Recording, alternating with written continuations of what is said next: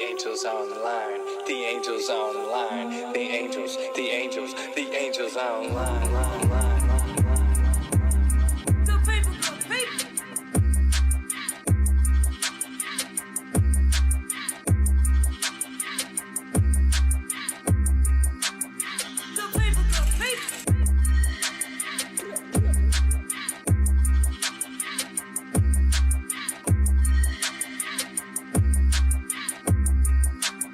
Good people, good people.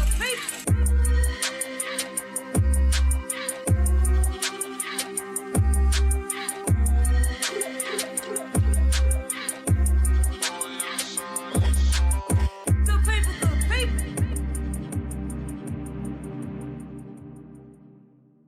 Woo!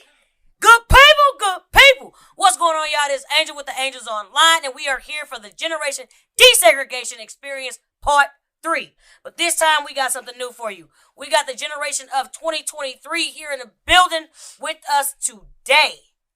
Ladies, what's up? Hey. Don't worry, y'all. They're going to be shy for right now, god dang it. They're going to be shy for right now, but that's it. That's all. So, we're going to discuss what we've been discussing. If you listen to part 1, if you listen to part 2, we're going to give you part 3, and we're going to talk about the now. We've talked about the then from 92, 93, 97, 95, 2005, 2004, 2014.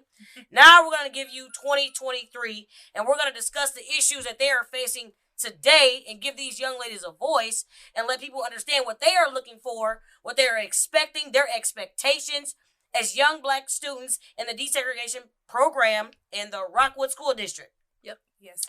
Right, the Rockwood School District. Now, of course, you know, we're going to do an intro, everybody. We're going to start with this woman online. Right now, we might have other people join us on the Zoom call online, but we're going to start with this young lady online and her experience in the DSEG program real quick. Just, did she go to the DSEG program? Where'd she go? Where she graduated college? Just a quick 20-second from this young lady online. Who we got here?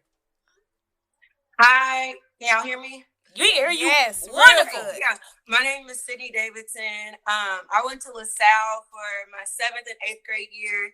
I was not in the DSEG program. I lived in Eureka. I ended up going to high school at Cardinal Ritter. Then from there, I kind of did a world tour, a U.S. tour with my college, but I ended up graduating from Mizzou. And that's a little bit about me. I graduated in health science, and now I work in finance. And I live in Dallas now.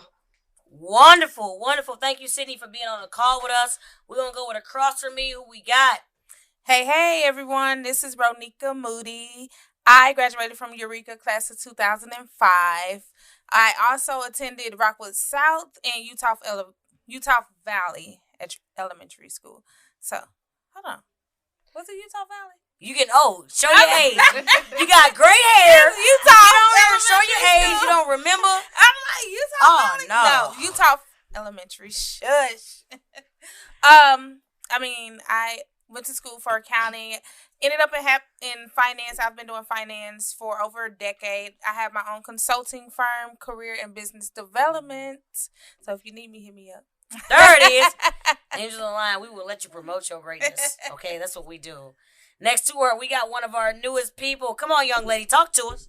I'm Mackenzie Watson. I currently go to Eureka, and I'm a junior, and I graduate 2024.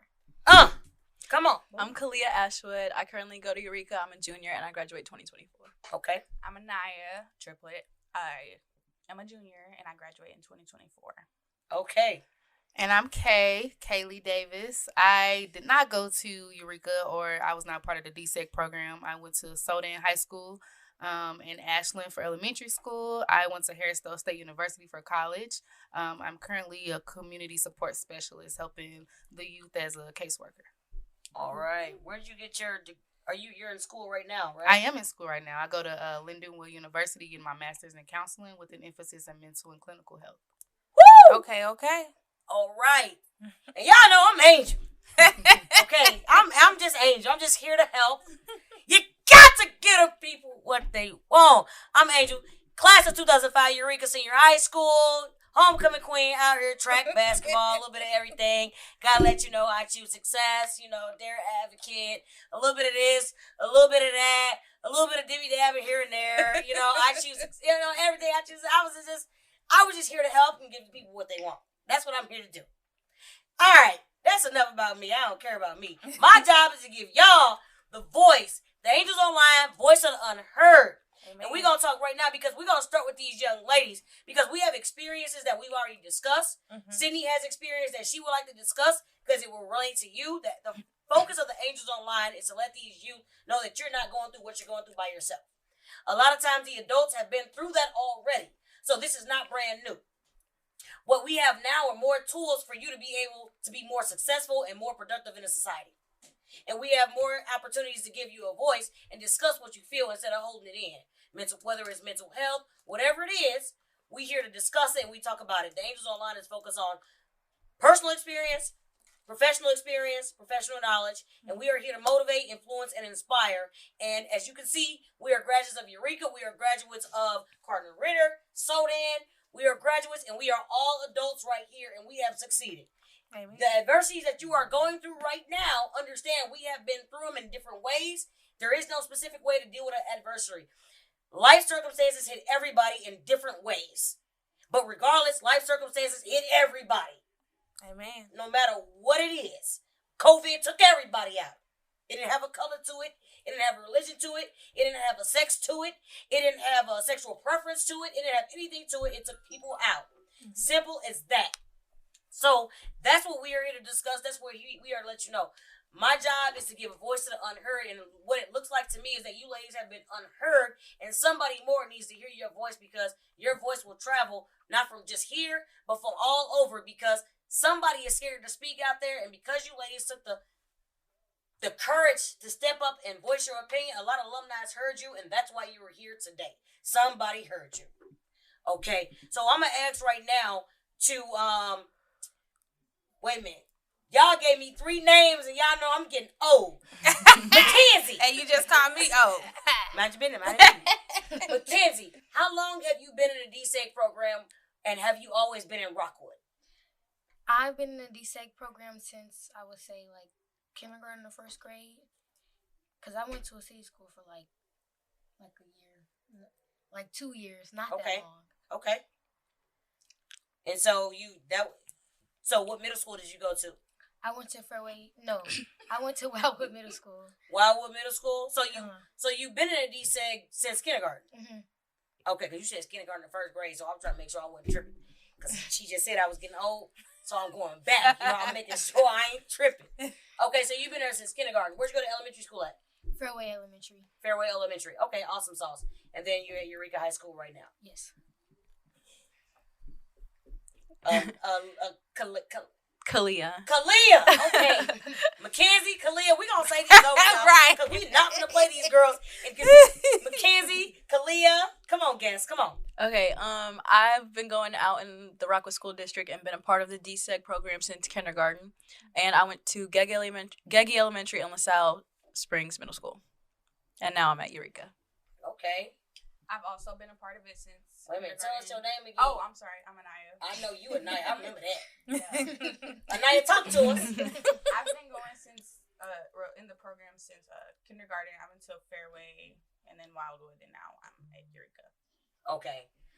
And up until now, Mackenzie, what's your experience been like?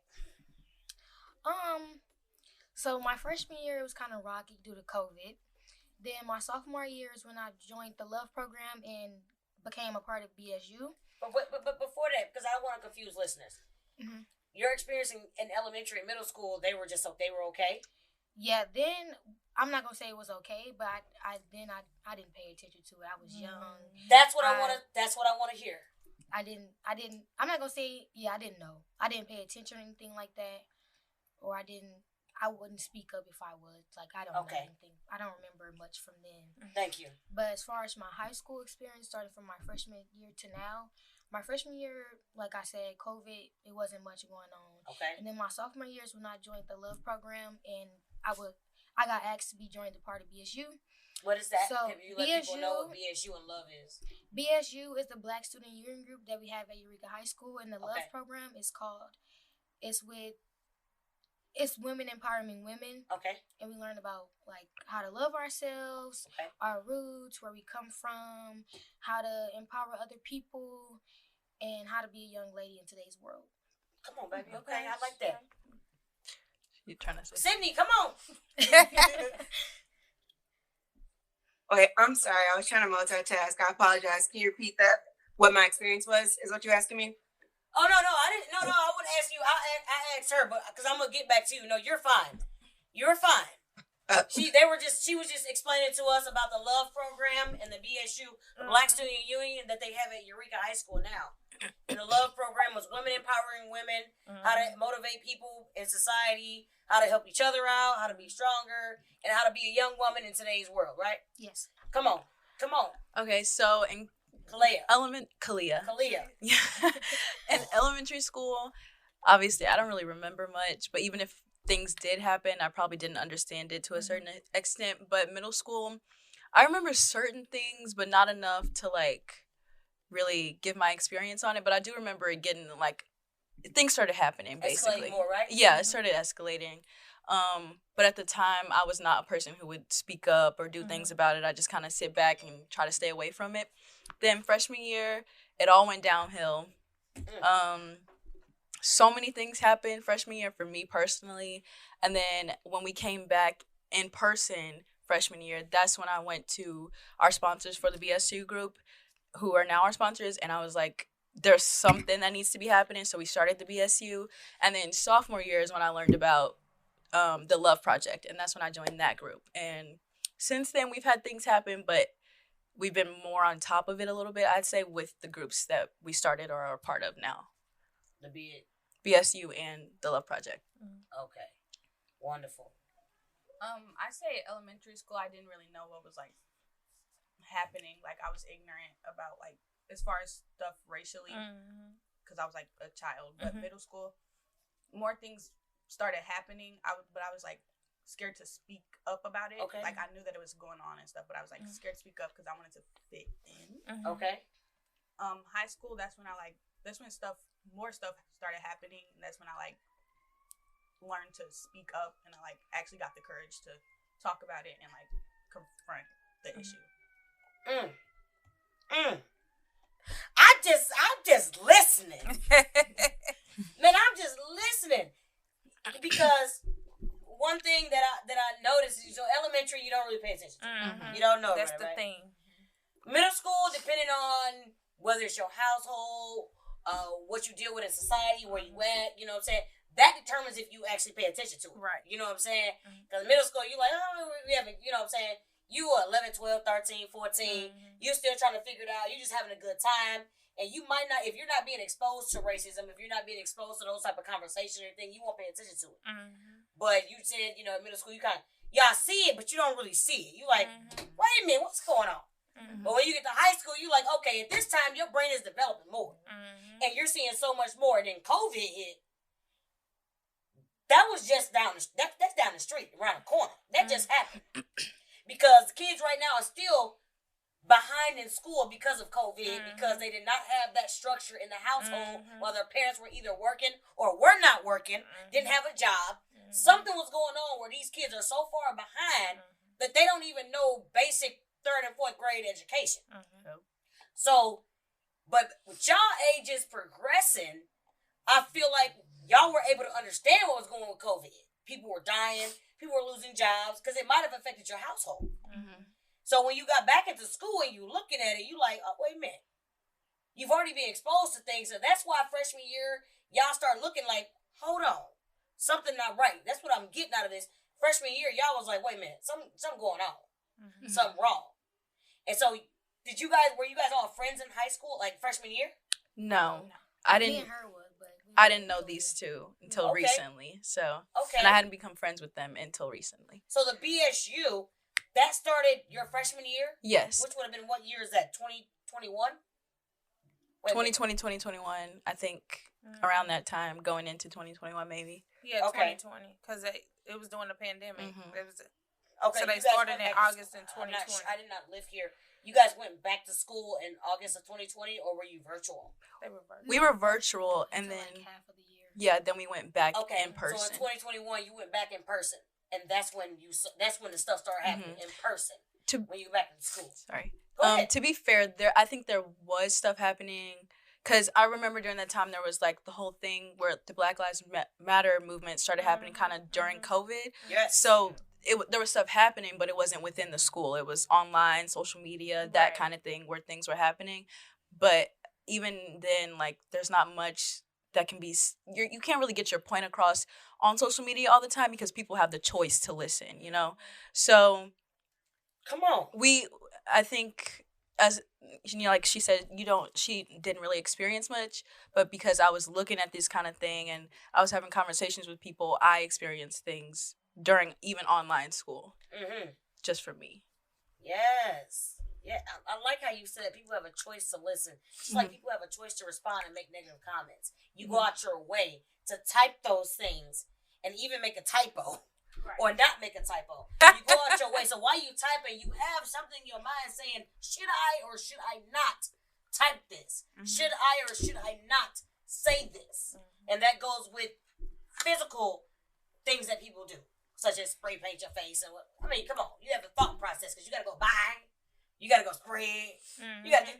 Nah, it's just too much. But I like that. I like that you said that because I wanted to know that. You know what I'm saying? And that's important to actually recognize and hear. Man, y'all giving me life already, and we only like just a few minutes within this or whatever. You know what I'm saying? Sydney, how's it sounding? It sounded real familiar.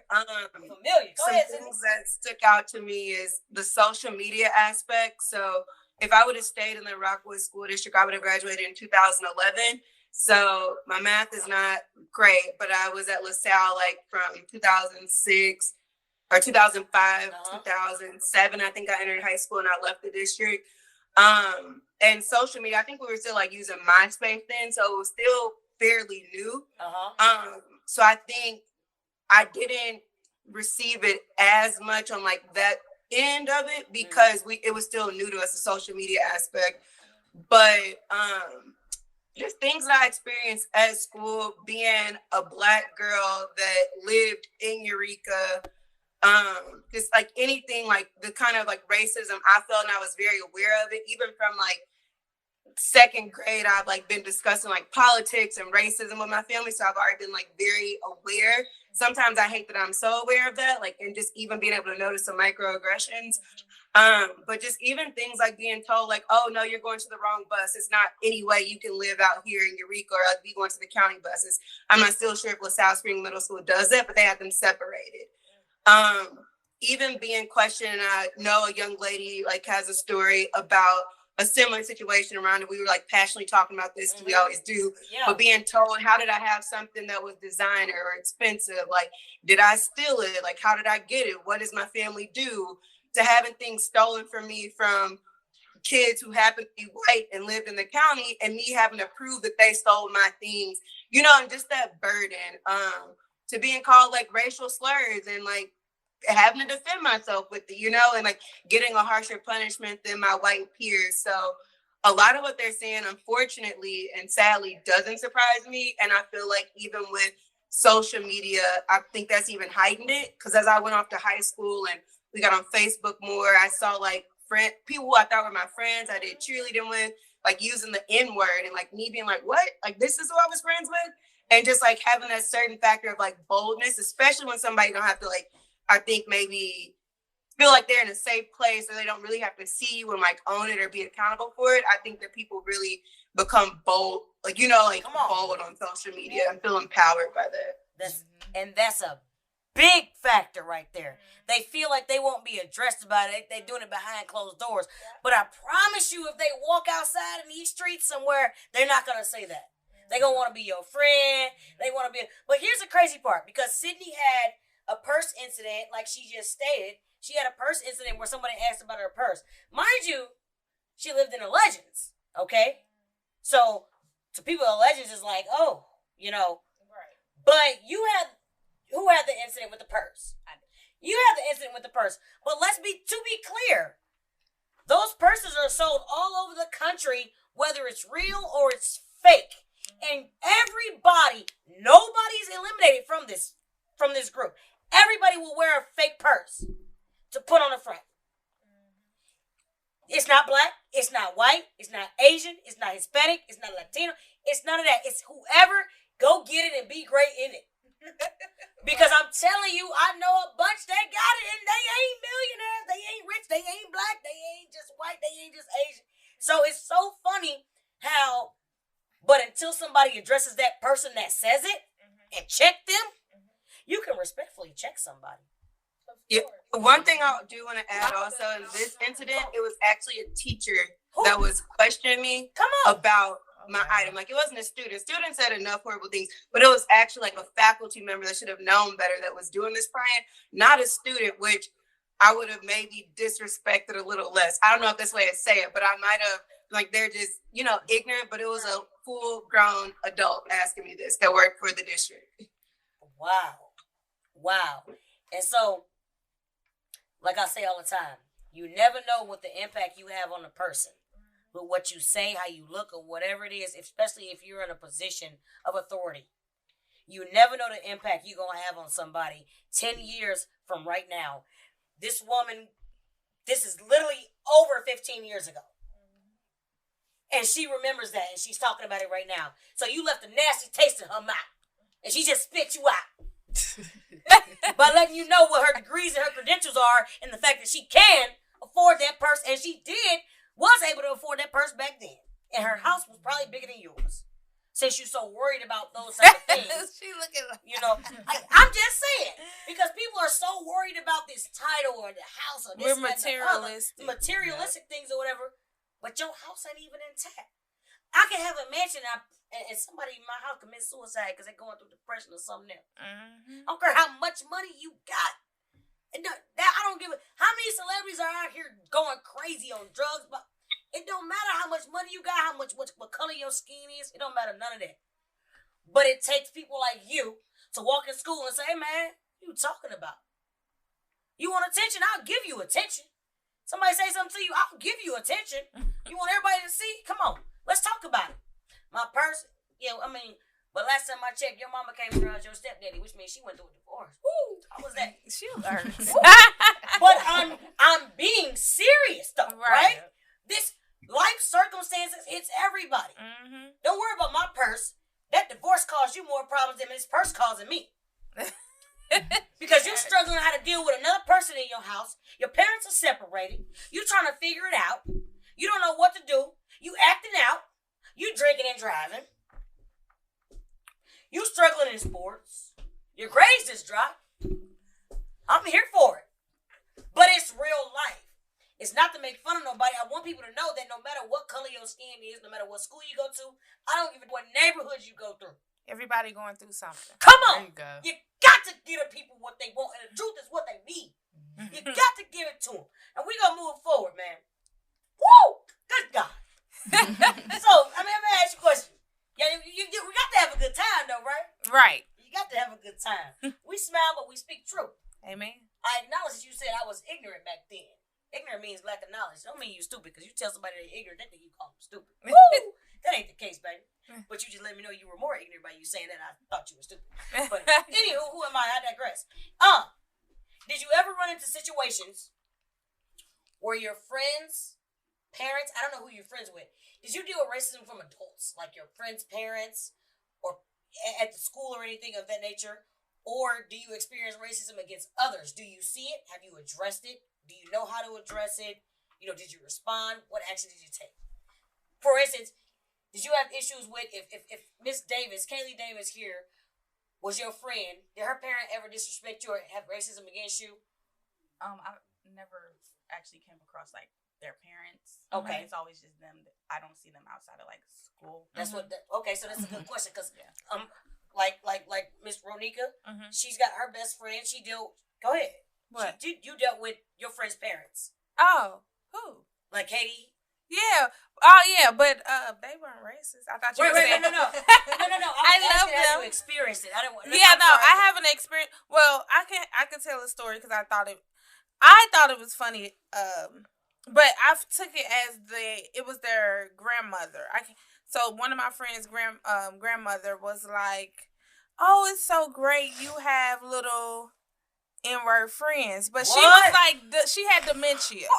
She had dementia. You know, she had Alzheimer's. So I didn't take it She was reverting back into offensively, the old time. but you know, my friends were like, "Oh my gosh," you know, they was trying to reassure me. I'm like, it's fine because she was older and she had Alzheimer's and dementia and all that stuff. Like, she was really old, so I understood it. But she was saying it, and then she started. But I had friend that I remember, like, you know, the wet nurse child, that, you know, that she considered a friend. So, but yes. And, you know, somebody else may have taken that and cursed their friend out. Right. Probably never talked to him again. But I just couldn't, you know, gave that to that she was older, because you don't know what my old grandma gonna say these days, or my grandpa. My great grandma. My great grandma 92. And right, you can't tell them nothing.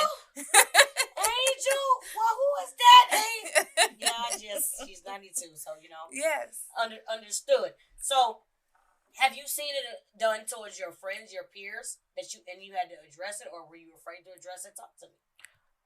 Go ahead. You want me to? Go ahead. Okay, so I have two situations. The first one, it was never to the extent of hers, and it wasn't the parents, but I remember being at like a Thanksgiving dinner with, it was me, my 3 friends, but we were at one of my friends' Thanksgiving dinner. Her uncles had come over and everything, and it wasn't that big. Like, he didn't call me a slur, none of that, but I don't know. We were sitting at the table, and I was like at the end of the table.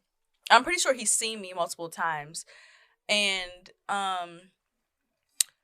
I was sitting there, and he like was pointing to everybody at the table, and he was like, "Yeah, what's your black friend's name?" And it wasn't even like she had introduced me before, and he could name everybody at the table, even the white friend sitting next to me. But when it came to me, he just like, he referred to me as the black friend, like didn't take the time to acknowledge me as a person, none of that. And I was like, I kind of felt some type of way about it, not because like I try not to take everything personally, but I just remember like time and time before and after that, every time I knew that I would go to her house and maybe she was having family over, I would be kind of on guard, because it's just like, and then she would kind of openly tell me that some of her family is racist, and then I'd be like, that's not okay, like, you know. And then I remember we went to her lake house, or she has like some lake house or something, and I was like in the like river, just in my flow, and her brother was like, there's a poop in the water, and I'm just like he was like a kid. It was like when we were younger, but I'm just like, you're just saying certain things. Or every time we would go somewhere, like he would say little things, and I'd just be like, and then I'd tell her, and I'd be like really quiet, and like, it was when we were in like elementary, middle school, but still, like, it was just certain things, and it wasn't like blatant like things, but it was the little things, the microaggressions, that kind of thing. And so eventually you just kind of get fed up with it. So I distanced myself from her for a very long time, until she learned that these are the things that you can and cannot do, and your family can and cannot do when I'm around. I don't know what you guys do without me there, but it's obvious that there's some type of, you know, allowing things to happen. It starts at home. Yeah. And so I was just like, or just little things, like we had a situation where people she was friends with who went to a different school would like call me the M-word and that kind of thing. And she was inviting them to a birthday party and invited me too, and I did not feel comfortable going. And she went and talked to my other friend when I wasn't there, and she was like, why won't she just get over it? Like, just come to the party, get over it. And I was like, you don't just get over something like that. That's right. So I was just like, I don't know. There was a lot to happen, but I also have seen it to like my other Black peers, and like I said, it's taken me a while to be that person to kind of speak up. But I remember one day we were in class, and it was me and this other girl in class, and we were reading a book, and the N-word was in it, obviously, and we were like popcorn reading, and a kid volunteered to read, and he was white, obviously, and he stopped at the M-word and was like, am I allowed to say this? He just kind of said it out loud, and the teacher, she didn't look at us for approval, that kind of thing. She was just like, go ahead and say it. So, of course, he read every passage that had the M-word in it, was proud to say it, whatever. Yeah. And I was just like, I was just like, out of all the things, you know, and she like, I don't know, and there's just been a number of things. Or my friend, she's Muslim too, and like we were reading a book about refugees, that kind of thing, and she had mentioned how her parents were Muslim, and the white teacher every time would like kind of pick on her and be like, bring your parents in, have them talk to us, that kind of thing. And she like was like, I'm not comfortable doing that, and they wouldn't be comfortable doing that. And she like one day said something that made her cry. And I was like, no. So I raised my hand and I was like, I don't think she was comfortable with what you said to her. And the teacher got really defensive. And she was like, well, if she had a problem with this, she should have just talked to me herself. And I was like, she's sitting here crying in your class and that's what you're worried about. But I don't know. There's just been a couple things. Where was this at? What school was this at? This was when I was in like 7th grade. This was Middle school? LaSalle. Yeah. That's a problem. I know. That's See, a problem. in these instances, I be wanting to know the teacher name because I feel like because it could be one of look your, how it may be many one of kids- your favorite teachers, like someone who, who's not there no more? Because this, mind you, who- we've been out of right. middle school for over 20 years. I know my aunt been teaching just that long since I was in middle school. She Okay, well, just, don't do me. That's terrible. Yeah. That's terrible. She should have just came in here herself. She did this in front of the whole class too. So it was embarrassing for her. Oh, well, Sal, you might want to check those teachers because this can't be too long ago. Right. This is probably about 5 years ago, and that teacher is still there. So LaSalle Springs Middle School, a little bit of DEI training might be necessary. Well, you know, they just a did little it. trauma-informed care. The district added DEI training once they she said they need some more. canceled their program. I can name about 3 teachers who need a little bit of training Oh. at LaSalle. We may- And I don't even go there anymore. So But the thing is, what you just said, and for her to say, well, she should have told me herself, okay. So you missing the whole point of what I just said and why I told you on her behalf. Right. Is what you're missing. And guess how old you were at that time? 13, 14, right? 13 years, 12, 13. Again.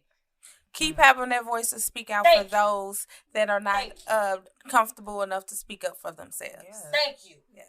Even in middle school, adults are just big kids. I want to remind everybody that's listening when you hear this episode, adults are big ass kids. That's what they are. They go through drama, they argue, and they lack empathy if they have not went through something. Yes. They lack sympathy because they want to feel sorry. I don't need you to feel sorry for me. They I start need you crying. to empathize with what I got going on. My parents are Muslim and you gonna sit here and tell me, get over it. Or she should have told me, I'm not comfortable telling you because you just put me on blast. So what I feel comfortable with telling you this, but I got somebody that spoke up for me, and then you gonna tell her, well, okay, I got a trick for you. Okay, well let me move. Wait, Rhonda, one thing before you move forward. Come on, and baby. we might get back to this later. One thing you mentioned, like they need more DE&I training. And one thing I know, like about adult learners, I don't remember the exact statistics, but once you get to a certain age, I believe it might even be as young as like 8. You kind of believe and you kind of are how you are. And like those experiences that you dealt with in your lifetime up to that point, like formed like a majority of like who you're going to be and what you're going to believe. So like even as an adult, like with the trainings, I think it's like cute when people like suggest it and say they're doing them. Yeah. But if you don't have people, adult learners who are actually willing to open up their mind, to actually understand a group that they're working with or a certain demographic, whatever the case may be, if you're not willing to look at them from a different view and to see, like if you don't go into that training with that view, D&I training is nothing else but a waste of time on their schedule that they're annoyed about and probably might even resist even more. So I feel like it goes deeper than just like doing trainings, but also like understanding where your teachers' headspaces are, like if they're truly open to that and like just being aware. Because again, D&I training, I do them all day, and the ones I do are a joke, honestly.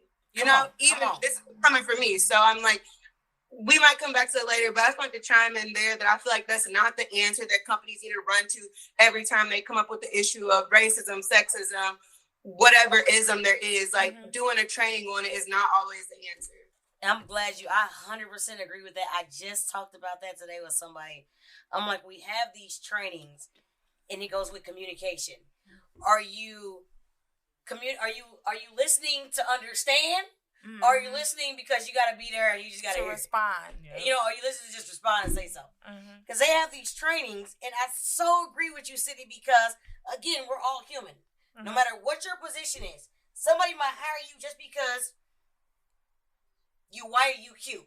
Understand, people that hire people are human beings like everybody else. Right. I have sat in, I have interviewed, I have hired people, I have made sure I have stopped the interview and said, listen, I need you to be comfortable. Relax. I'm human like you. But everybody don't do that. I'm not here to be a hard hat. I'm not here to do none of that. I want you. Because in the field that I'm in, these kids, these youth, they need you. They don't need a script. They don't need any of that. Right. You know, when you're in the criminal justice system, you have to be open to the vulnerability. You have to be able to talk to these people. There's so many traumas and everything that comes with it. There's some who just commit crimes and was like, look, I want to learn from the streets and I will keep it like that. Okay? You can't fight with that. You do what you can do. But these trainings, like she said, are 100%. You got to remember, people are human beings. They're going to be lazy. They tired. They get up in the morning. They're like, man, the hell with this training, man. I ain't got time for it. I ain't, you know. It's so much with this. You could say, we're going to do a training for a facade, especially political-wise. We're going to do a training so you can say you did something about it. But you didn't do nothing about these mentalities that people have. Because they're going to walk out your training and be like, yeah, I heard what they said. How many times we walk out of something and be like, man, I heard what they said, but I ain't doing it. So many times. So, Sydney, that was a great point, and thank you for bringing it up. You know what? Go ahead, An observation, because you guys were talking about, you know, being out at friends' houses and how, you know, they called you the black friend or whatever. It's so, the one thing I want to recognize, because it's all females at the table. Come on. And there's no guy. Like the black guy, I didn't, you know, dated a few that dated the Caucasian girls and or have friends that had friends and they were like, you know, their parents would say to them where you're the good black boy or the good black kid, and their family was openly racist, but they liked that one black boy that, you know, and they kept that person around. So they do that all the time, and it's not just you know, us, the women, but especially with the black boys, because we were literally just talking about how the dating and the black boys don't date the black girls. So the parents be racist, but they accept, you know, the black boy that's the athlete or something. You know, he's popular in school. They still racist though, but they accept. He's the exception. Yeah, he's the exception. Or So she. how many black girls y'all seen date the white guys in Rockwood?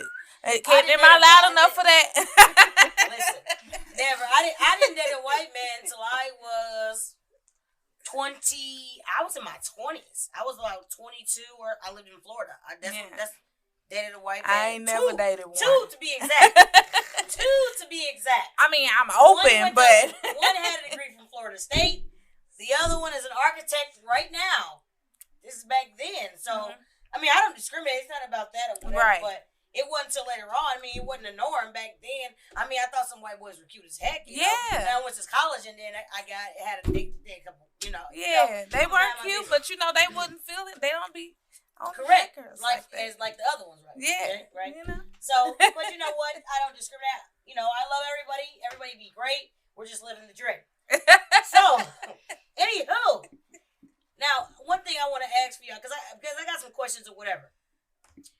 Were you satisfied? Are you satisfied for you? Because these are some questions that older people got.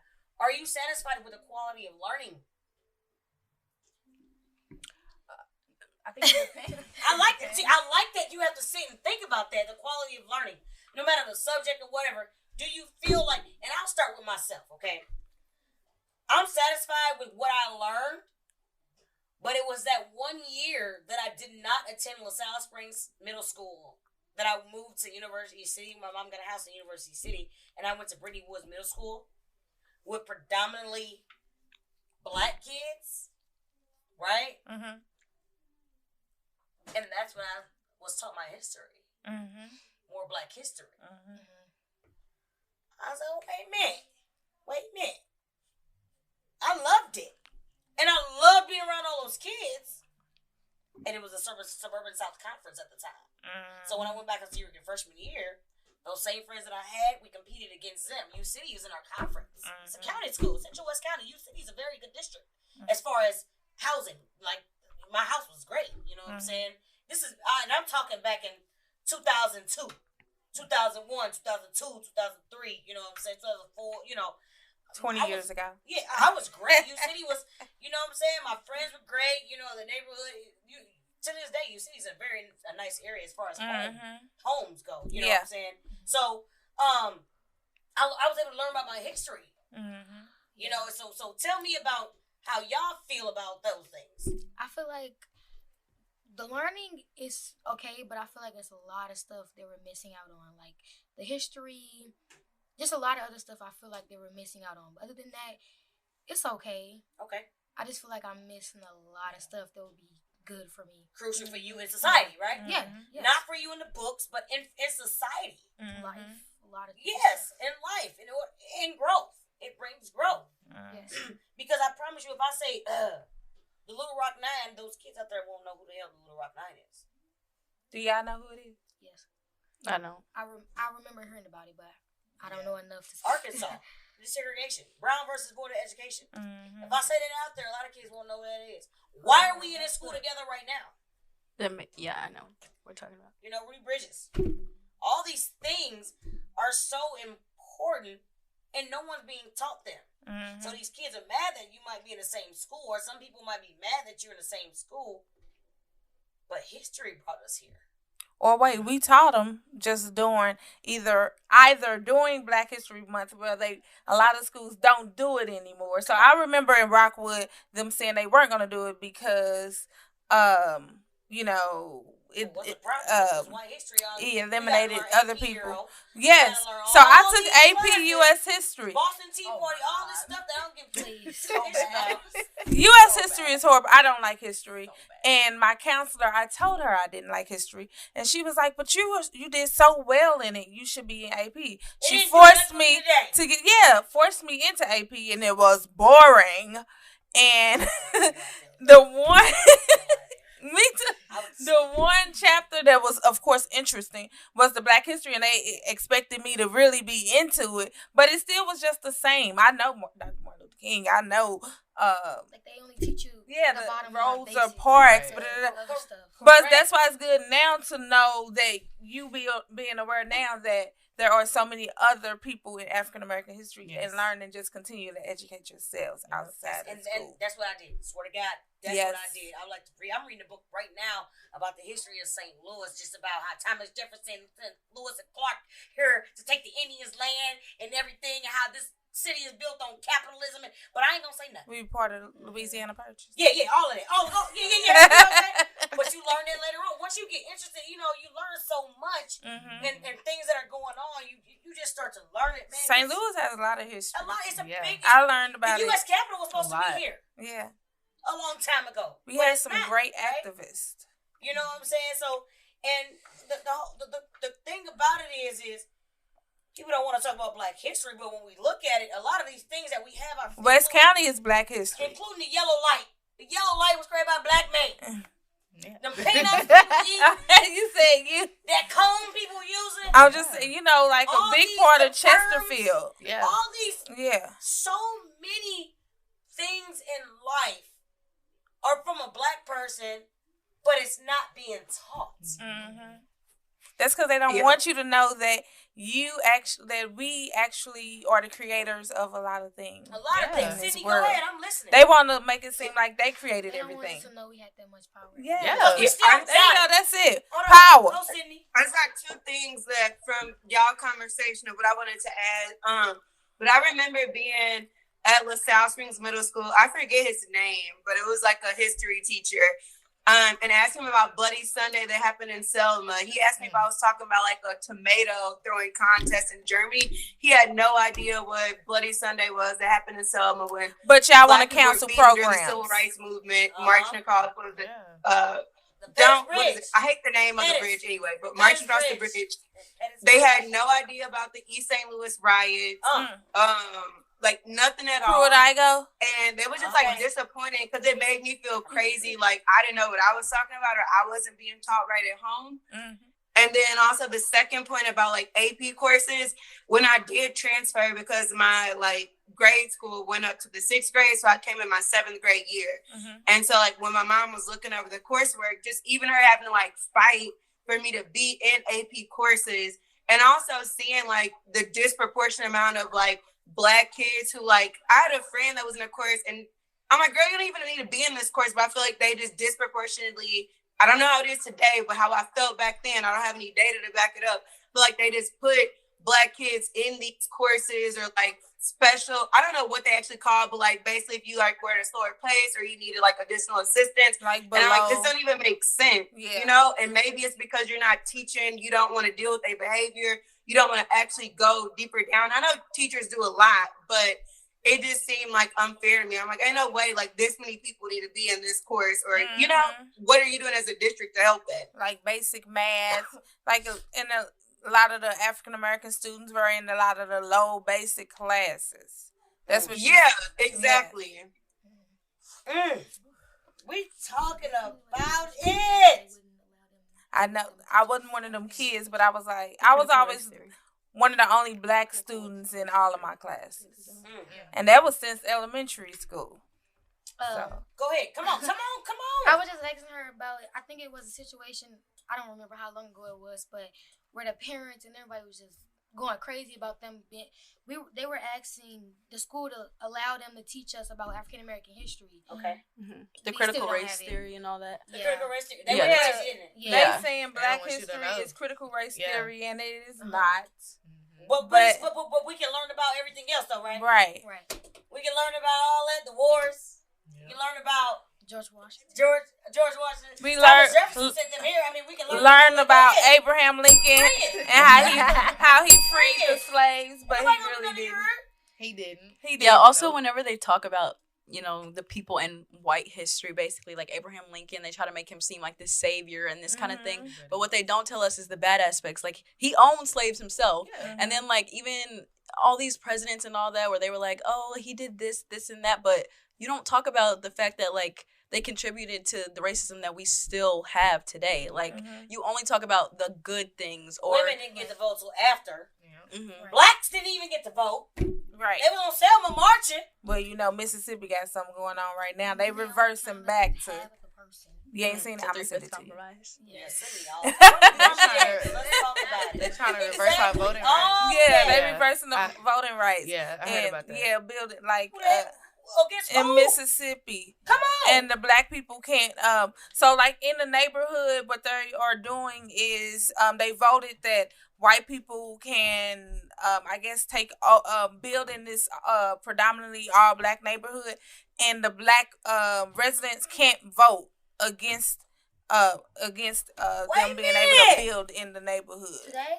Yes, today. We're going backwards. Yeah, We're we going are backwards. like the women's rights, Yeah. you know. Nika was talking about the Black neighborhoods. It was a Black Wall Street. Like, Black people, Yeah. we had banks, we had businesses. I got a all shirt of We that. had the Ville and the Greater Ville and all of that in Yeah. St. I got a Louis. shirt that and says was- "Bring Back Black Wall Street." Yeah. My cousin, his company in Birmingham, he gave some shirts. Bring back Black Wall Street. Mhm. They burned it. Burned it. Killed a lot of people. So that's, Y'all here today and just make sure that y'all get involved with the organizations that are trying to make a change in St. Louis community. Everybody want to leave St. Louis, but we don't have to leave, y'all. We could just make it better. I said that softly, but I'm say it louder.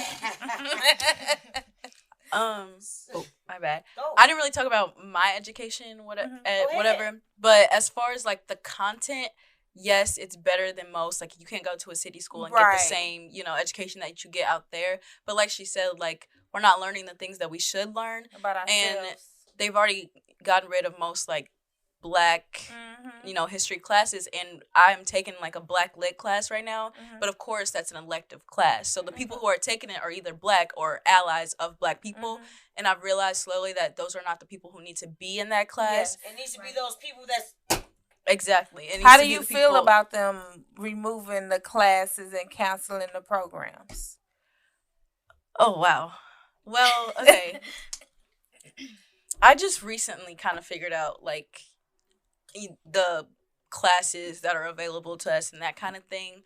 So, for me personally, I've learned a lot in my Black Lit class. Like, we've already read, like, 2 books, and it was very, very eye-opening to me. So, it's kind of like, why don't we have more of these things? Like, there needs to be more choices for this kind of thing. And mind you, this is the one class that is there for Black students or, you know, people who want to learn about Black history. But as far as the programs, like WEW being cut, it was horrible for all of us. WW, what is that? The Love Project, Women Okay. Empowering Women. Okay. It was horrible because right after it happened, you could like kind of tell, like whenever we were told the information, everybody like was brought down. We were all like obviously very angry about it. We were sad. We were disappointed. We were like a little like, you know, what's next, that kind of thing. And I don't think people really realize like how much support and that kind of thing that it brought to us. Impact. It brought a lot of us together. And it's called Women Empowering Women in the Love Project. So was it just catered to African American women, or was it for everybody? It was for women. It was just for African American women, Okay. but they also had a group for the African American men as well. Okay. And then there's other groups within the school that are mostly catered towards the white students, that kind of thing. But I don't think, like, before they cut the group, they didn't ask us how it was, like, if it was working, that kind of thing. And it was working. Like, we had a whole plan to, like, get people together in the school and, like, kind of mentor the younger students so they have somebody and that kind of thing. And then it was just kind of taken away from us. And you can tell, like, they if consult with you or anything, they just shut it down. Yeah. As if we just sitting here and we got a group and somebody said, the Angels Online shut down, and you're like, wait, that was we was able to talk about. Okay. Rhonda probably don't remember this. I was just telling my coworkers this the other day. Remember we had the step team? Were you on the step team with us? It was me, Sable. It was a lot of us. Okay, so there was a step team. We did this the talent show. They still have the talent show out there. Yeah, they had a team in middle school. and we- They got one We was in the step show. So, you know, they already had a dance team, and we had started the step team, and the coach didn't like that. So they said that they canceled the step team. They eliminated it because the dance, and they said if you want to dance, you have to trial for the dance team, not on stage. On stage was the choir, wasn't it? No. Oh, okay. On stage was the dance. Yeah, The they dance told us and we show had to choir. trial for the dance team. It didn't have any black people on the dance team, but a few of us tried out, and it was me, Cynthia. Cynthia was actually a trained dancer. She was professional. She could dance. I wouldn't have trained dancer, but I could do some things. And Cynthia wasn't, you know, on stage. They weren't smaller. They were smaller, petite Caucasian girls. Wore all the makeup, red lipstick. To this day, they all look the same, I'm sure. And Cynthia was a bigger girl, but she could do everything, pirouettes and everything. We tried out. I was just like, okay, she's gonna make it. I know she's gonna make it. When she called everybody's name, she ain't make it. And I was like, they told us, oh, you know, you guys, we're gonna eliminate the step team, but you guys can try out for the dance team. We're gonna get everybody equal chance. It wasn't equal.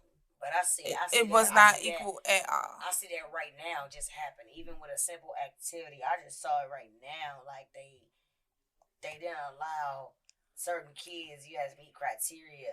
You got D or F or whatever. You know, you can't do the after school activities. But then, Well, you know, somebody else was like, oh, well, they're one of ours, so we gonna let them. But wait, they got D or F, but they one of ours. We know that they try and they need extra. But wait, you got a criteria that you set. So again, it's like people that hire people for jobs. If you're the one that making that decision, you have to say so. And people forget about those things. You just set a criteria, and now you just eliminate who you want to eliminate. You're accepting who you want to accept. Yeah. You set a criteria, but you hire who you want to hire, even though Ronika's more qualified than Sarah over there. Welcome to life. That's happening. Yeah. Every day, all day in this field. And if somebody was here, Katie was able to be here. She's on part 1 and 2. She'll tell you it's happening. She's watched it happen because that's her job. In the human resources, it's happening. You could be more qualified than Mackenzie over here, but because she's a Muslim, or because she's this and this and this, because she's white, whatever it is, you're going to get the job. Because whoever that is interviewing, remember, we are all human in life. And we all have our own perceptions and our own beliefs and our own political views. We all have our own things. And remember, a lot of people take things personally. You see people in professional businesses, when all this stuff happening with these incidents, riots, and all these things, George Floyd, when all this stuff happening, you see people come out with their true colors. And they demonstrate these behaviors. They work for big corporations. Yeah, it happened here. Mike Brown. And That was the first thing. And these are the same people determining your future and your well-being in your household. Mm-hmm. It's happening every day, all day. Yeah. So, but we can't fight everybody, right? No. So you But gotta I'ma continue try. to speak up. Right. You gotta continue to speak up, talk your ish, and stand for what you believe in, because somebody's gonna hear you, just like we heard you. Yes. Just like we all heard you when we saw that article and my Mhm. phone was blowing up. Ronika sent me the oh, well, we gotta get them little girls in and say whatever you say, what you want to say. We gonna respect the people, but they gonna respect the voice. Right. These are my feelings. Y'all took this program from us without consulting with us at anything. You didn't even ask how it was, how it was going. You didn't do a survey. You didn't do Right. nothing. They That's just what a lot saw of people that do. it was They a do program survey 'cause they wanna see catered to numbers. black They students, want to see numbers. and they eliminated it. Exactly. That's all. That's what y'all did. Y'all saw that it was a program catered to That's black what people did. And it students, said, and in you the canceled article, matter of fact, I'm sorry because I read it. They canceled and it 4-3. It was close. It was 4-3. 4-3. But specifically, and then, you know, they said, shout out to, I ain't gonna say his name, but shout out to him. He voted for it, you know what I'm saying? Oh yeah, I saw that. He was one of ours, you know what I'm Okay. saying? Voted 4-3 or whatever. But, Emic, whoever Emic is, IMIG, I don't know how to say it, whatever. I quote, I don't make anything up. It says, I do not feel like they serve all of our students. Which gives me an opportunity to say, if you feel like it don't serve all your students, look at the rest of the things that you got going on. Yes. What? Does it serve all of your students? What you're looking at is you looking at the majority. And you eliminate the minority. Yes. Not It meant to don't serve all your you're students. forgetting Yes. and you're losing sight of the purpose of the program. Yeah. So the Because you're black listening to kids, parents and everybody else that got the ear in. and not even they just doing what they want to do, but a lot of black kids out there are losing their identities, especially Oh my God. Yes. Sydney. You know her living out there. She couldn't attest to it. Like I attended church out in Chesterfield with a lot of the black students, kids out there, and they lose their identity being out there with the white people, and then we canceling these programs that are helping you and encouraging you to, you know, embrace your identity and embrace your uniqueness as black girls and everybody's great, man, in their own personal way. Yeah. I don't care what color your skin is.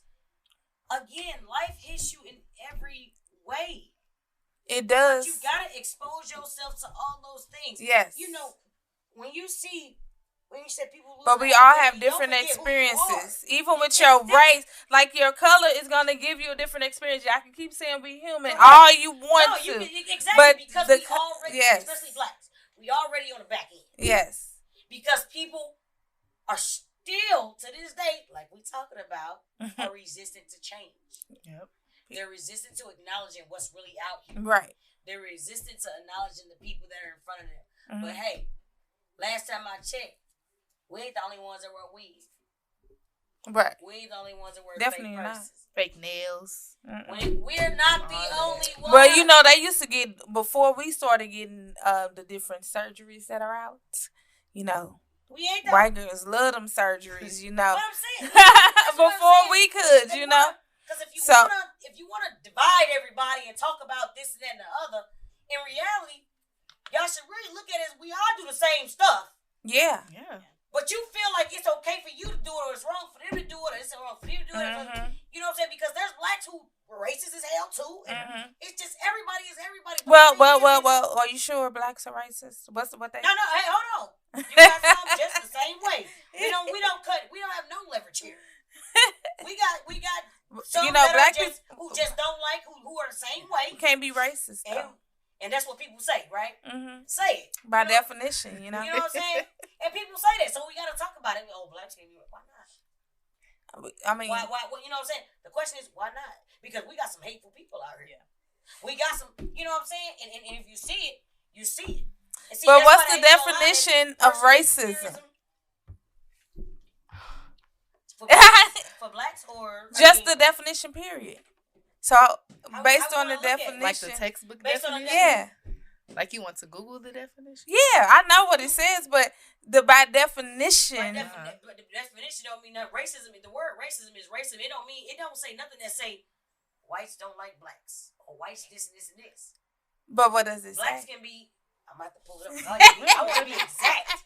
I want to be exact. I'm about to Google it. I like to be exact because we know what racism is. We know what discrimination is against a certain group of people. We know what that is. But do you honestly feel? This is my question to you. Do you honestly feel that blacks cannot be racist? So I have the definition. No. Wait. I just have Sydney. Do you feel, Sydney? So It's a yes or no question. Wait. oh, Sydney, do you feel blacks can be racist? No, and you told me yes or no, but I'm about to elaborate just a little bit. That's what I want to hear. So to be one, I will say yes and no. So like a black person say they don't like a white person, but I will say that a black person, 9 times out of 10, it doesn't matter. You want to know why? Because most black people, and I can pull up some stats here. I gotta get my Google on. But most black people cannot oppress you, stop you from getting a job. there you go. They cannot pass legislation that's Correct. going to oppress you. Correct. They cannot build a school system Correct. that's going to solely on its own where you're not allowed to further your education. It ain't They LeBron cannot James. build a system of racism. So yes, a black person can technically be racist. That's what I'm But looking if at. I go outside right now, Come on. even in my own success, which I'm going to claim, if I be like, I hate all white people, I still work within an org, and that's not the case. In cases get publishing where that is not the case. This is a hypothetical. Right. If I were to say that, or any black person, most black people were to say that, it's still not going to oppress a whole entire race. So that's why I think a person can be racist, but it really, what is it going to affect? Nothing. Perfect. So that's the difference, right? Right. We're not hold on. inferior or See, superior. That is the those are the definition. words that you're looking for. That's Those- the definition, though. But But they've elaborated. They've expanded the definition. But the initial definition you can expand, was. you can do all that. I Anybody know. can be racist. But if you go deeper, like she said, we can't oppress. We don't make those rules on the house floor. That's the difference. And then like what you just said. Mhm. That's the difference. Mhm. Anybody can be racist. Like I'm saying, anybody can be racist, but it's the effect. What she just said, it was the effect that one would have. And just so I did my quick Google search into, I'm sorry, I don't know who that was speaking because it's real small on my phone, but like the keywords that she said, like, especially like if they distinguish them as inferior or superior, that's when racism That's why really they say exists. blacks can't be racist because we are not the. We're not the majority. We're the minority. That's why the people say. So blacks that can't be racist. that goes what that's how she explaining it. And so for anybody that's listening, don't say that, we ain't saying all blacks. No. We're going off the definition. She was explaining the definition about girl, what's the word you just said? Inferiority. Inferior. Yeah, one more caveat. Come on, baby. Also, Come on. even with growing as the minority, or if white people feel like they're shrinking as the minority and they won't be the minority by whatever year Majority. that is, even then it's going to take years and a lot of work to get people who are in political power, people who do have the power. So even as we grow, or people of color grow, and they might outgrow people who are white, it still doesn't mean that racism goes away automatically because they've been filling these spaces, hand them down to their family members, friends, and all the political connections. Yeah. So that doesn't mean that all of a sudden, because we're the majority, that all of a sudden racism doesn't exist when the system still stands there that oppresses people of color. And there are still, just because that the white may not be the majority anymore, the people of color, mixed up, Hispanic, Asian, Black, you have to remember there are still other races and ethnicities that agree with white superiority, that agree with that are and they black, conservatives, and they believe, that they don't believe in affirmative action. They don't believe in the civil rights and so they still are against the things that we are for. So even though the whites may end up being the minority, they still have will have the majority of thinking, like people thinking like they think. Yeah. And that's when they teach, when people come over to the United States, they literally are teaching them that white is right. Y'all know how that is. White is right. And a lot of brown people believe that. when they are coming over. Like, I have so many friends that are diverse from different countries, different ethnicities, races, and they say that they are taught that black people are like lazy, or black people, we shouldn't be the ones that they talk to, do business with, any of that, because, yeah, I get it. I understand. I love it. I love this dialogue. And we ain't talking about white people. We talking about what we listening to, what we see in real life, what y'all seeing on TV. Right. Everybody talking Stop about. watching TV. Stop just talking to people in your bubble, and expand These conversations are crucial. Yes. Well, nobody's disrespecting anyone. These conversations are crucial to have, to understand, and it builds more trust, respect, more rapport. It builds those things, man. It's positive conversation. This is a good conversation. I love everything about it. I'm going to switch gears to mental health real quick, because you guys had the Love Project. Yes. And you said how much it brought to you all and what it did for you. So back then we had, we were in IQ Success, me and Ronika. It was good. We had African American. What was another group that we had? Sky's the limit, right? Did we have No, it was African American. I forgot what it was called, but it was great. We went to the National Civil Rights Museum my freshman year. I remember that. It was great. We didn't have so much division, and no, there was no social media. No, there was none of that. No, Uncle Obama wasn't president or whatever. We had Bill Clinton, and we was the Bush time. You know what I'm saying? And we thought Bill Clinton was the first black president, basically. So I mean, so we didn't have what's going on right now. We didn't have all of that, and y'all was not thought of. But I'm gonna keep reading. I'm gonna scribble because it feel like we showing our age. But what issues did going to a school outside your neighborhoods? What issues did going outside of your neighborhood cause you emotionally? Emotionally, for a long time out there in Rockwood, I felt alone because I didn't talk to many people out there. I didn't feel accepted a lot out there. So I would just be alone until I got like them or whatever. It's always been. Because y'all went to the same elementary, middle, and high school. I went to Gaggy. She went to Gaggy. We both went to You Gaggy. guys went to Fairview. I'm sorry. Go ahead. Yeah, so I felt alone a lot, and it's always been just like us too. And So y'all been friends since elementary school? Keep that. It's a blessing. I got so many friends that I've had since elementary school, right?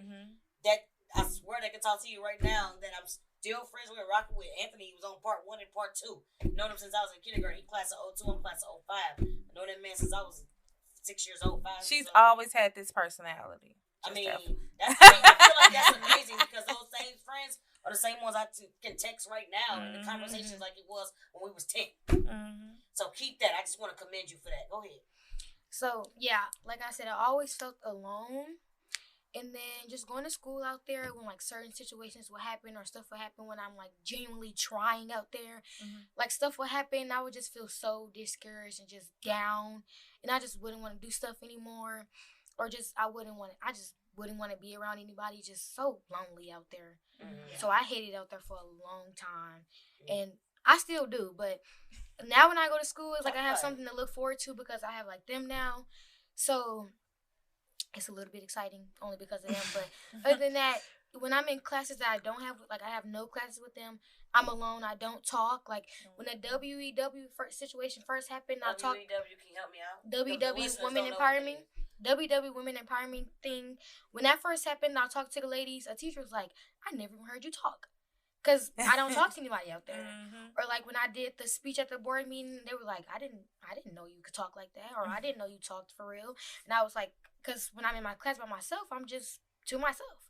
And my teacher's like, I always see you with your headphones in I have my iPad, because in class, I just play my iPad and I do my work. And I leave and I call it a day. So it's like, I be lonely out there a lot unless I'm with them. If I'm not with them, I'm quiet. By myself, I'm quiet. That's it. You tight. I'm the total opposite. I'm walking in class. Good people. We know. Look here. I'm walking in class. Hey, man, I'm so glad you're here. Thank you. People need to know how you feel, man. Like, talk to me, man. For me personally, Kalia. yes. Say something. She got it right. You see, I'm making sure I got your name right. You see how I did it? Yeah.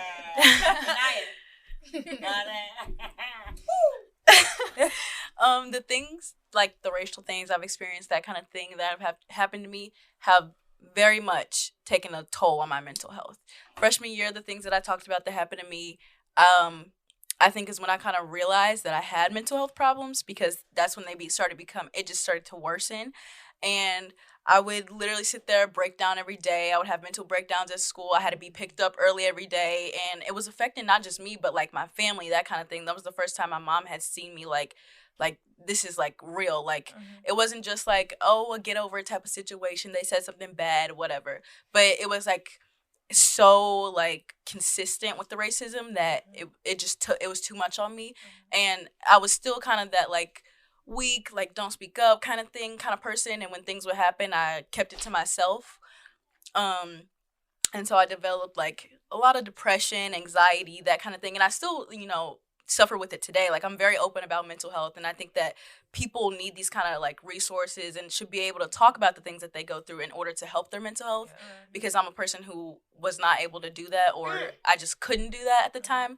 And, like, even now, when my brothers will come home and they'll say something to me, I make sure that they know that, like, if they don't have anyone, they have me. And, like, when these things happen, they shouldn't have to keep it to themselves or be scared to speak out or that kind of thing, because from my personal experience, it'll only continue to make it worse for yourself. So when I've talked about this at the board meeting and all that, when my little brother, who's in 3rd grade, came home and told me that he had his first racial experience and he started breaking down and crying, I made sure that he knew, like, not only is this not, like, it's going to happen over and over again, you can't stop that, but there's ways to handle it in a way that won't continue to break down your mental health. And so, I don't know. I mean, I'm not going to cry. Girl, you speaking to, you got to give people what they want. People. I'm listening. I'm so engaged just hearing this. And you're how old? I'm 17. All y'all 17? We're 17. She's 16. 16? Come on. I want to hear you talk about it. And you protecting your siblings because you went through it. Yeah. And adults, our job right here, Sydney, Ronika, Kay, myself, our job right now is to give you the motivation and influence you, inspire you. You right now are giving it to your brother. Mm-hmm. So when he get your age, he already know what to do. Right. My sister went through this, man. I already know what it is. And guess what? I know how to handle it. This is what you're not going to do. Mm-hmm. Right. You know what I'm saying? That's what it's about. That's what it's about. Come on, talk to me. Well, in middle school, I always, like, felt like an outcast because, like, there was barely any of us. So, like, the small friend group we did have with, like, the other black people in the school, we clung to it. Like, we hung out it like it was just us. Mm-hmm. But in, like, high school, I don't know, it kind of, like, got different and changed. It's, like, not all the black people talk to each other. Mm-hmm. There was the different friend groups, like, things like that. We're so divided. Mm-hmm. Yeah, it's, like, really divided, actually. And I think, like, the WDW contributed to, like, how close we were with each other. Mm-hmm. And them taking that away, like, definitely divided it way more. Y'all. Mm-hmm. Yes, it definitely did. And that's just, like... Yeah, I hear that? Y'all divided these babies by taking the program away. Yeah. Mm-hmm. WW was definitely something we needed. Mm-hmm. Definitely. They need to get that back.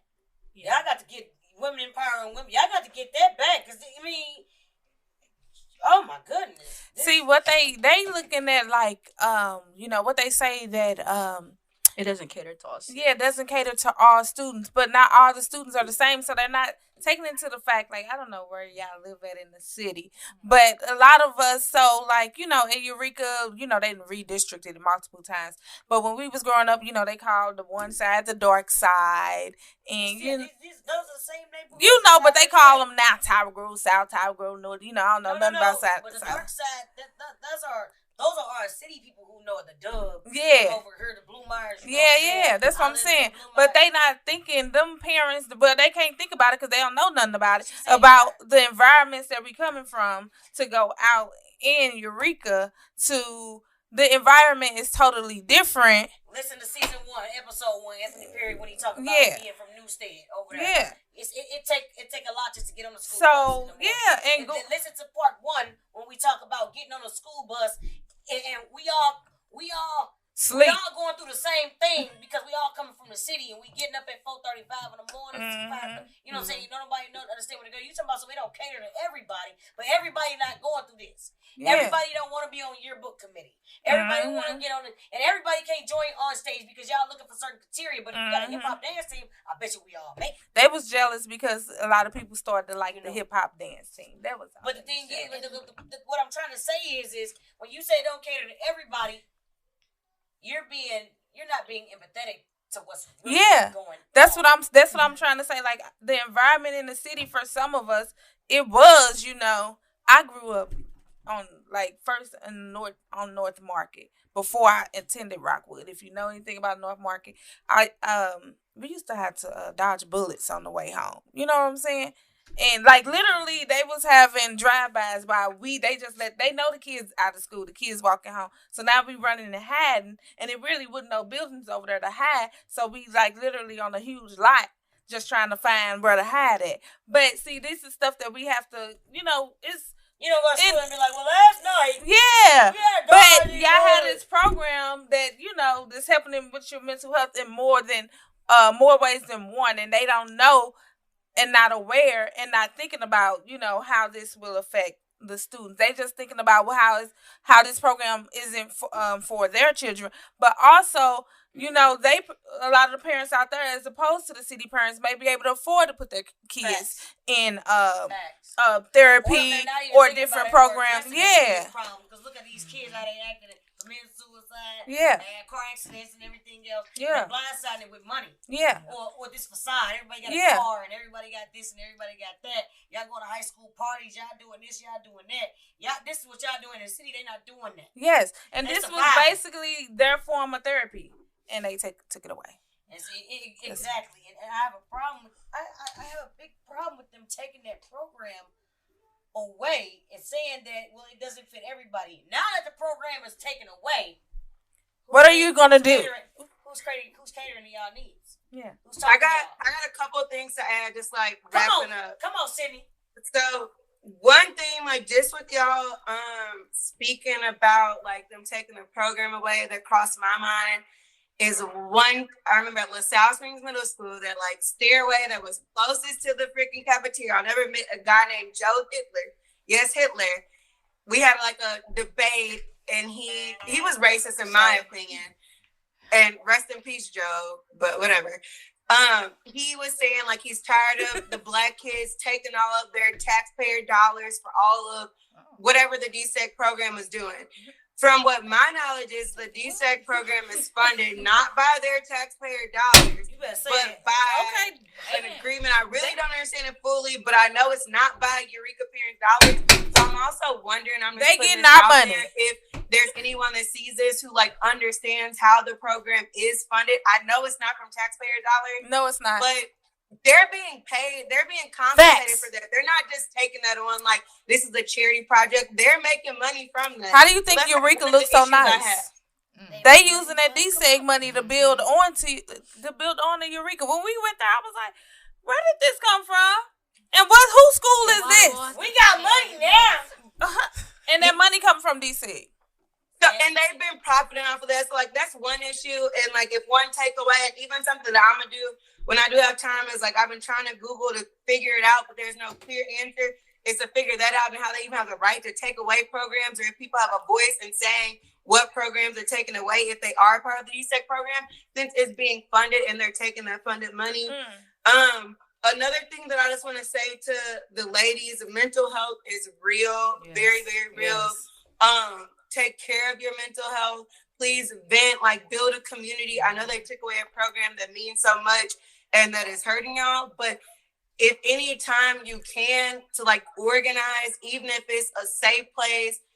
I know social media is big, but even like a Facebook group where y'all can still connect, if y'all can meet up on the weekends after school, whenever you can do it. I think it's very much so important as like a woman, a Black woman.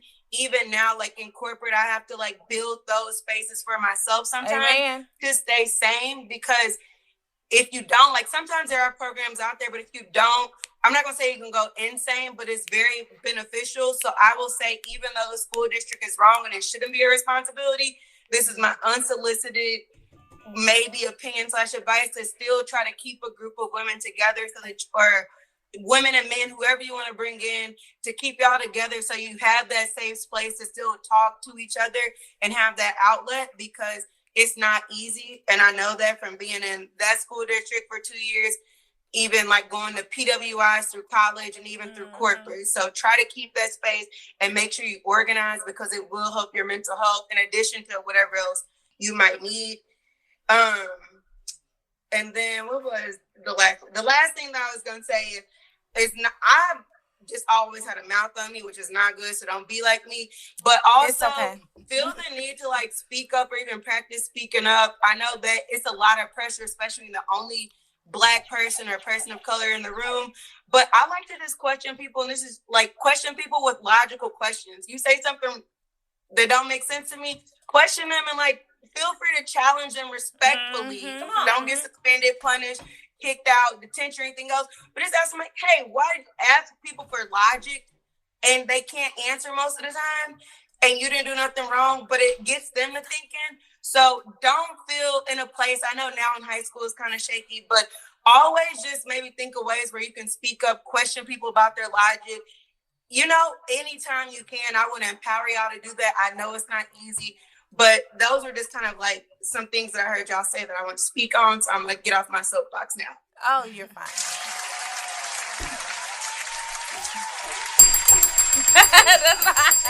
That's true. Because we're going to wrap up here. But I want to, it's just a couple more questions. Adversely to the last question, because the last question I asked was how I deal with you emotionally or whatever. But I think this answer's already been questioned by sitting here with you. Adversely to the last question, were you able to form meaningful relationships with students at school due to being from different areas with the kids from the same area? What do you mean, just like on a normal basis? Due to being from different areas or with the kids from the same area. Your relationships. Being out there in the DSEG, were you able to form meaningful relationships? With kids that look like, whether they from the north side, south side, or from out in the DSEG. Were you able to form some relationship? Because it looked like y'all got a relationship right here. Yeah. It was that beneficial, and then you got somebody to advocate with you right now. Yeah. It doesn't happen overnight. Correct. I've been going out there since kindergarten, and this is my first time really having Black friends, you know? And I've had friends who are Black, but like you said, I feel like they weren't comfortable in their Blackness, so they, very much so. They were misguided. So it just wasn't a beneficial friend to me. But now, like, when I had the group and I was introduced to them, and we don't even have classes together, so it's a little hard to form, relationships with people. You just get the hallway and lunch, right? Yeah, that's pretty much it. But, like, now having it, like, these two and other girls within the group and whatever have become like my best friends. And even though I grew up with mostly having like white friends because that's just all I've known, even if they are like the ally kind of person, they'll never really understand what you're going through. And these are the people who go through the same things as me on a daily basis. So like if I have something going on, it took me a while to realize like, oh, she just experienced the same thing 2 doors over from me. Like, we can talk about this. I can have an outlet. I can speak about this kind of thing, and I don't have to continue to keep it in. Right. So, yes, it is, but it also, there's a lot of division within the school. So these relationships have to happen personally. You have to be the one to initiate it because it's not given to you at all. So basically, y'all didn't even know or see each other until the program happened? Well, we did see each other and, like... But we were not, yeah. But in this... It's probably a handful of Black students out at Eureka, and the fact that y'all didn't know each other until the program is crazy. That's important. So does all the difficulty you face getting your program and everything going, do you regret being in Rockwood School District? Do you regret being in a district? Absolutely not. Okay. The experience is, it happens everywhere you are, and it might be worse in some places. But I think what it took for me to realize was that I'm not doing it for me anymore. Like, I feel like at this point, I'm halfway. I mean, I'm basically done. Next year I graduate, and keep it coming. Throw it at me. I can take whatever it is. But what I'm not going to let you do is have it affect like generations coming in. Come on! Like, it's not just about me. It's about my brothers and their brothers, their siblings, future Black students who are coming in. I see a community activist right in you. That's what I see. I don't know. I just feel like it's a little.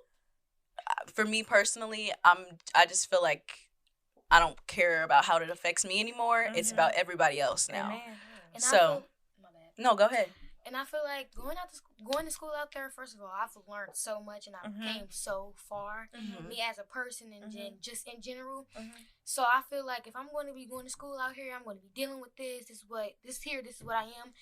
So it's like if I'm going to be doing this, we gotta do something. Come on. You know, like I'm not finna sit here and deal with this and not have my name said on nothing, me not speaking my voice.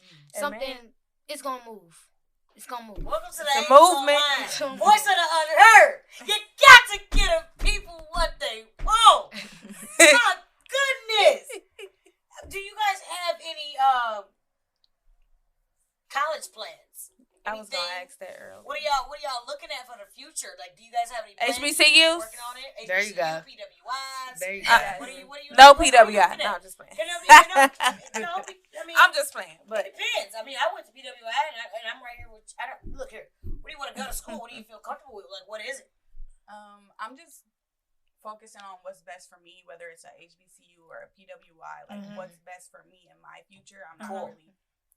Do you have Do you have like something you want to study? I mean, probably like anesthesiology, something along those. you gonna make some money? Let me $2 for you. Doctor. The BSU and stuff has toured a few HBCUs. I've toured colleges myself, and I very much want to go to college, get an education, that kind of thing. But it's a personal choice, and I'm not completely set in stone on something because I've been taking like the medical classes that they offer at the school, so maybe something in the medical field. But I've also become like I've been like maybe like psychology, psychiatrist, that kind of thing, because I'm really interested in like the medical, like mental aspect of it, because it's just something that I'm kind of passionate about.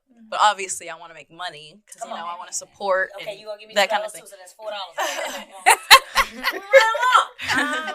I'm not sure about college, but I do know for sure that I do want to either be a pediatrician or be in like the dental field. okay. Oh, so it's okay. So all three that means you still want to go to college. So Yeah. So that's $2. That's All right, right 2, there. 4, 6. Y'all know gas is 301. 2 gallons of gas, maybe 50 miles. Give me one of these. Twist and Hurts tongue. myself. So look, ladies and gentlemen, we gonna wrap it up. We done had these women here today. We're gonna go around the table. Say your name. We're gonna start with you over here. Kay was just a guest today and she enjoyed listening. I did. Talk to these girls. Tell your name. Go ahead. I ain't gonna say it for you. Can I say one thing though? Of course. So I just want to say that you girls are very, very brave. I wish that at your young age I was the type of person that could speak up like you did, because I'm just now learning it in my old age to speak up for myself. So always keep that in you. So speak up for what you believe in. Speak up to be heard. All of that. So I really commend you girls for that. Thank you. Wonderful. Who's behind her? Go ahead, baby. I'm Anaya. I know that's Anaya. And go ahead, cause I got your name. I got your name down pat. I'm Kalia. I know. Go ahead. And I'm Mackenzie. Go ahead. You know with your red glasses. She wore red glasses like she knew I was gonna wear red glasses. That is your color. It is. But you know what's Ronika, y'all. all right, Deuces. Sydney is not on here right now. She probably gonna pop back in and do something. So we probably gonna be gone. So what we do for everyone, let me say it one more time. I appreciate y'all for coming out here. I appreciate you for talking. And I'll probably invite you again just for another episode, depending on the topic that's going on. I want you to be able to have that comfortability with speaking out loud, because when you get to college, I want you to be confident enough when you walk in them doors to be able to speak and know you have the experience to speak. And ain't nothing gonna happen to you. You know what I'm saying? Don't bite your tongue. You can respectfully check somebody by just giving information, knowledge, and facts, whatever it is that needs to be given. And you got to realize that you are powerful. Amen. You are powerful in your voice. When y'all walk into Eureka High School, y'all don't understand how powerful you are. But none of us knew who you were. But you're sitting in here with us. And it's more than us, but people got busy schedules or whatever. They all professionals or whatever. We all older or whatever, doing things and whatnot. So, but understand, when you walk into school, you walk into that classroom and you sit down with your head held high. And so somebody asks you about your person, hey man, what about you? Then look at them just like that. When you get that information right back to them, when you get that energy right back to them, I bet you they sit down. You want attention, I'm going to give you attention. Because when you start speaking, you probably got more knowledge and more vocab than they do. I'm giving them what color your skin is. I promise you that. You got to be And if great. they ever ask you, you know, how do you feel about the programs being eliminated, speak your truth. I don't know about y'all, but we had a great group of parents when we were in the school that were activists for, like, they fought for us to be able to do a lot of things.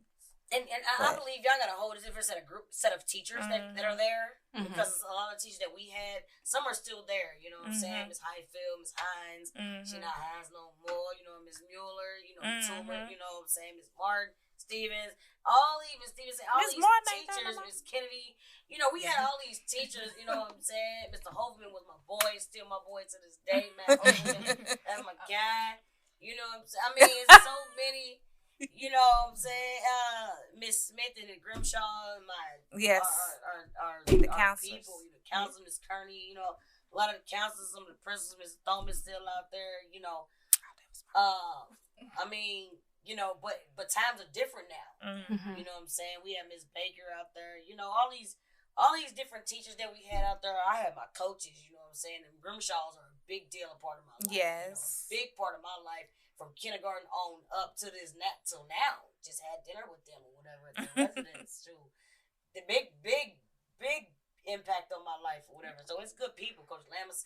I mean, it's just good people out there, and I don't want people to get this image that it's just trash. It's not trash, high school teachers right? Trash. You know, it's just that certain batch because a lot of us that spoke on here, we spoke good things. Yeah, it occurred, but you know what? The negativity was a minority back then. Yeah. There's no way we dealt with that type of stuff. I wish you would. There are positive things. A lot of positive things came out of it, man. But we're not going to let that outweigh and outshine the negative things we do need to be able to speak about and let y'all know how we feel. Yeah. Because time has progressed. Things have came. And so as technology and everything progressed, we seem to be going backwards with some things. Lord. But I don't want that to put that negative image on all these people who have done so much good also, just like anybody else in society who lived down the street or next door to us. Right. You know what I'm saying? So what I would, and that's what I want to say. You know, shout out to Sydney for she left. She didn't like it out there. She left and she got a degree. So one thing that you understand is black women, we all black women sitting right here. Shout out to all the black women because all of us got our degrees. No matter what school we went to, that school does not determine who you are. Amen. You determine who you are. You determine your outcome in life. It is you. Not that education, not those teachers, nobody. You do not have to become a negative product of your circumstances. Amen. You dealt with all this, but you use it as a testimony. Amen. We're able to speak to you and from a testimony point of view because we've been there already and look at us now. So my thing to you is my job is to motivate, influence, and inspire. So when you walk into those doors, don't miss school. You walk into those doors with your head held high.